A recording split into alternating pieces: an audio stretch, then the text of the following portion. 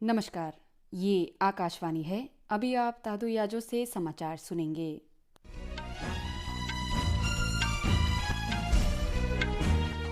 पहले मुख्य समाचार।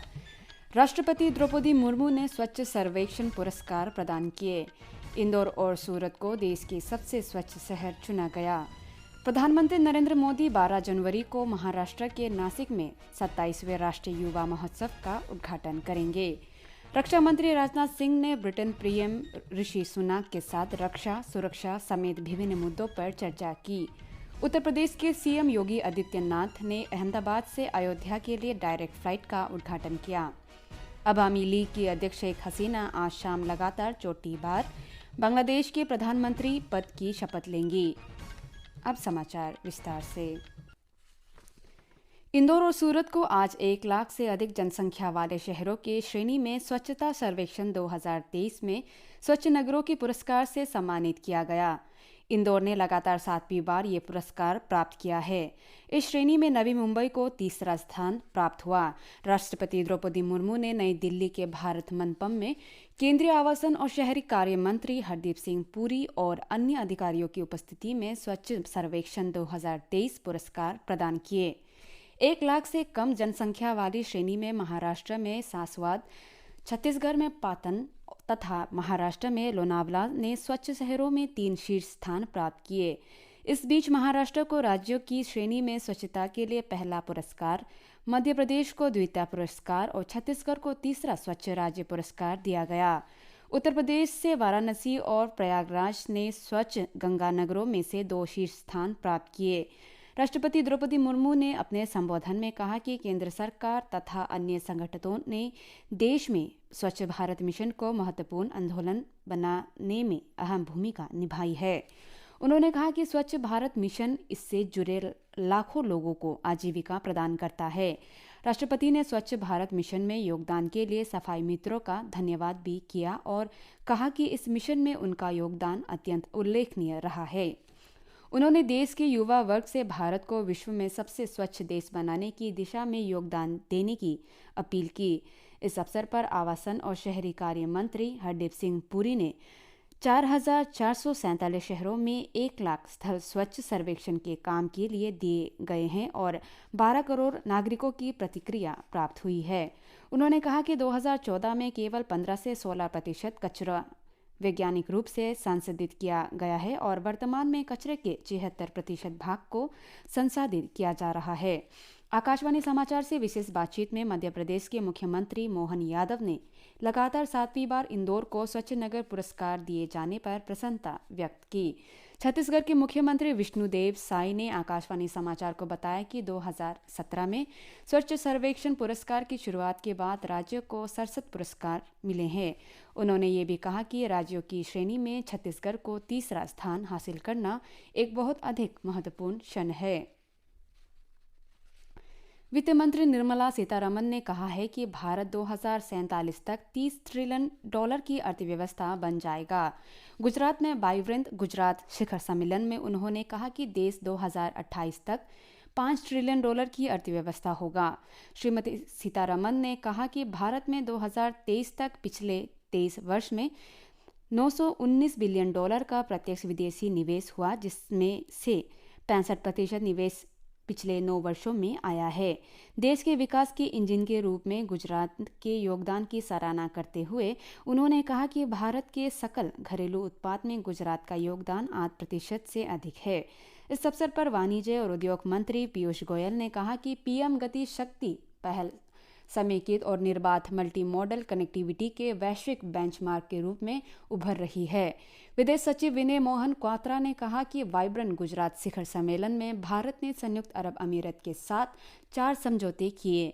ये नूतन स्वास्थ्य देखभाल, नवीनकरणीय ऊर्जा, फूड पार्क और लॉजिस्टिक के क्षेत्र में सहयोग और निवेश से संबंधित है। मुख्य निर्वाचन आयुक्त राजीव कुमार ने कहा है कि आगामी लोकसभा चुनाव के लिए तैयारी की जा रही है। आम चुनाव से पहले नई दिल्ली में राज्य और केंद्र शासित प्रदेशों के मुख्य निर्वाचन अधिकारियों के 2 दिवसीय सम्मेलन को संबोधित करते हुए श्री कुमार ने कहा कि आगामी चुनावों का जोर मतदाताओं के लिए सर्वोत्तम संभव अनुभव सुनिश्चित करना होगा। मुख्य निर्वाचन आयुक्त ने कहा है कि सम्मेलन एक दूसरे के अनुभवों और चुनौतियों से सीखने का अवसर प्रदान करेगा। इस अवसर पर निर्वाचन आयोग ने बेहतर उपयोगकर्ता अनुभव और सभी हितधारक मतदाताओं के लिए जानकारी तक आसान पहुंच के लिए एक पुनः डिजाइन की गई वेबसाइट भी लॉन्च की। प्रधानमंत्री नरेंद्र मोदी कल महाराष्ट्र के नासिक में 27वें राष्ट्रीय युवा महोत्सव का उद्घाटन करेंगे। वे राष्ट्र के युवाओं को संबोधित भी करेंगे। स्वामी विवेकानंद की जयंती पर प्रत्येक वर्ष 12 जनवरी को उनके विचारों और आदर्शों के सम्मान में राष्ट्रीय युवा दिवस मनाया जाता है। इस वर्ष अनेक सरकारी विभागों के सहयोग से जिलों में युवा कार्य विभाग के सभी क्षेत्रीय संगठन राष्ट्रीय युवा दिवस मनाएंगे। देश के प्रमुख शहरों और 750 जिला मुख्यालयों में सड़क सुरक्षा जागरूकता कार्यक्रम आयोजित किए जाएंगे। इस वर्ष राष्ट्रीय युवा महोत्सव का विषय है 2047 तक मेरा भारत विकसित भारत युवाओं द्वारा युवाओं के लिए। समारोह के दौरान विभिन्न राज्यों में सांस्कृतिक कार्यक्रम के दौरान विविध सांस्कृतिक विरासत को दर्शाया जाएगा। रक्षा मंत्री राजनाथ सिंह ने ब्रिटेन के प्रधानमंत्री ऋषि सुनाक से लंदन में रक्षा, सुरक्षा और आर्थिक सहयोग सहित विभिन्न मुद्दों पर व्यापक चर्चा की। 10 डाउनिंग स्ट्रीट में बैठक के दौरान दोनों नेताओं ने इस बात पर चर्चा की कि शांतिपूर्ण और स्थिर वैश्विक नियम आधारित व्यवस्था को मजबूत करने का कार्य परस्पर मिलकर कैसे किया जा सकता है। रक्षा मंत्रालय ने बयान में कहा गया है कि श्री सिंह ने कहा कि दोनों देशों ने ऐतिहासिक संबंधों को आधुनिक, बहुस्तरीय और परस्पर लाभप्रद साझेदारी में बदलने के लिए महत्वपूर्ण प्रयास किए हैं। श्री सिंह संयुक्त सैन्य अभ्यास, प्रशिक्षण, क्षमता निर्माण और विशेष रूप से समुद्री क्षेत्र में दोनों की सेनाओं के बीच सहयोग में हाल की वृद्धि का जिक्र किया। रक्षा मंत्री ने प्रधानमंत्री सुनाक को ब्रिटेन के रक्षा उद्योग के साथ सकारात्मक चर्चा और आपसी रक्षा संबंध में नए सकारात्मक रूप के जानकारी दी। श्री सिंह ने कहा कि प्रधानमंत्री नरेंद्र मोदी के दूरदर्शी नेतृत्व में भारत 21 सदी के मध्य तक विकसित अर्थव्यवस्था बनने के मार्ग पर बढ़ रहा है। उन्होंने कहा कि अंतर्राष्ट्रीय स्तर पर भारत सरकार नियम आधारित विश्व व्यवस्था को मजबूत करने के लिए ब्रिटेन जैसे मित्रों के साथ साझेदारी के लिए तैयार है। मंत्रालय के अनुसार प्रधानमंत्री सुनाक व्यापार, रक्षा और प्रौद्योगिकी के क्षेत्र में भारत और ब्रिटेन के मिलकर कार्य करने की आवश्यकता पर रक्षा मंत्री से पूरी तरह सहमत हुए। श्री सुनाक ने आशा व्यक्त की कि मुक्त व्यापार समझौते पर मौजूदा विचार विमर्श शीघ्र निष्कर्ष तक पहुंचेगा। श्री सिंह ने विदेश राष्ट्रमंडल और विदेश कार्यालय में ब्रिटेन के विदेशी मंत्री डेविड कैमरॉन से भी मुलाकात की। बाद में रक्षा मंत्री ने लंदन के इंडिया हाउस में भारतीय समुदाय से बातचीत की। इस दौरान दूसरे विश्व युद्ध के पूर्व भारतीय सैनिक और उनके परिजनों सहित भारतीय मूल के 107 से अधिक लोग शामिल हुए।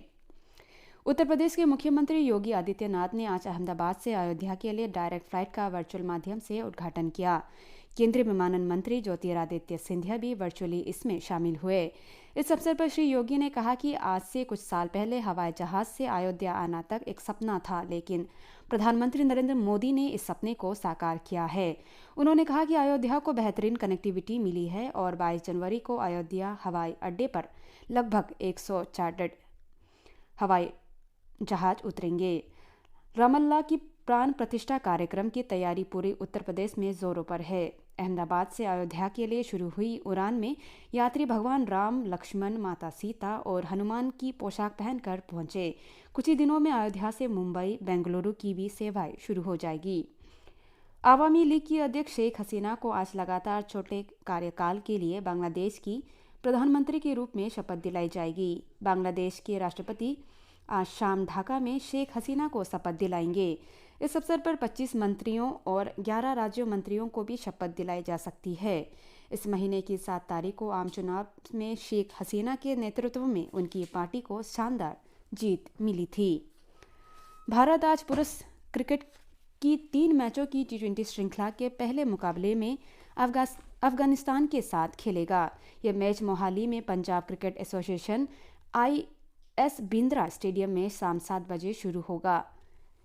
कप्तान रोहित शर्मा 14 महीने में पहली बार T20 मुकाबले में टीम का नेतृत्व करेंगे। भारत के प्रमुख कोच राहुल द्रविड़ ने बताया है कि विराट कोहली पहले मैच में निजी कारणों की वजह से नहीं खेल सकेंगे। इसी के साथ ये समाचार बुलेटिन समाप्त हुए। नमस्कार।